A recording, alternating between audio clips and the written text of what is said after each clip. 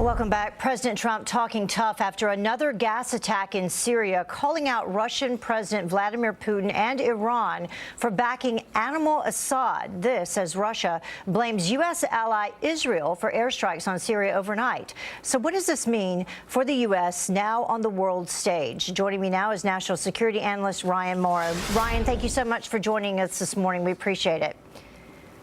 Thanks for having me. So this story continues to develop, coming about 1 year, almost exactly 1 year after another deadly chemical attack there in Syria. What should our response be? I see no other option besides military action. I think I would actually be surprised if by the end of this week we're not talking about American airstrikes on Syrian targets, not just one of them, not just one airbase like we did last time, but multiple, probably designed to severely damage, if not completely remove the Syrian Air Force from the skies. Because if our standard before was to respond to chemical attacks and we blew up one airbase, well, Assad just did it again. That's quite a challenge, and I don't think Trump wants to back down from a challenge. And that's what I'm wondering, since the response 1 year ago and that attack that I mentioned was to launch Tomahawk missiles, what should the response be this time around? The same or different?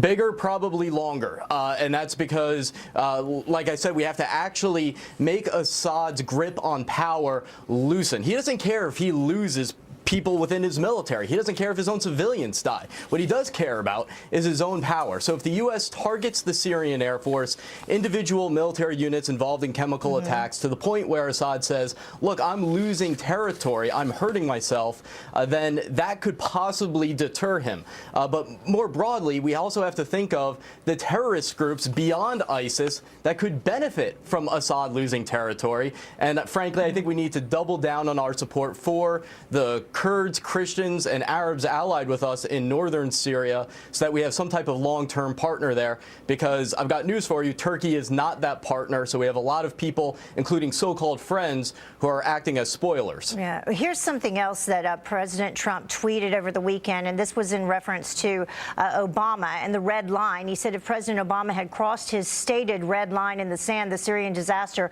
would have ended long ago. Assad would have been history. And what he is referencing is back in 2012 when President Obama promised that, or he warned Syrian President Bashar al-Assad not to cross that red line. He did cross that red line and used chemical weapons. There was some sort of agreement made, and Bashar al-Assad agreed to remove his chemical weapons stockpile, which apparently has not happened.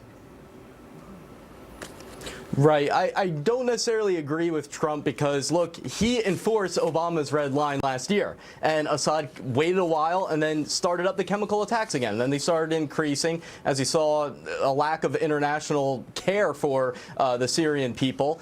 And so now he's back at it, and it's time for the United States to respond. But what I want viewers to understand is that over the next week, you're probably going to be bombarded with disinformation from the propagandists of Russia, Iran, and Assad.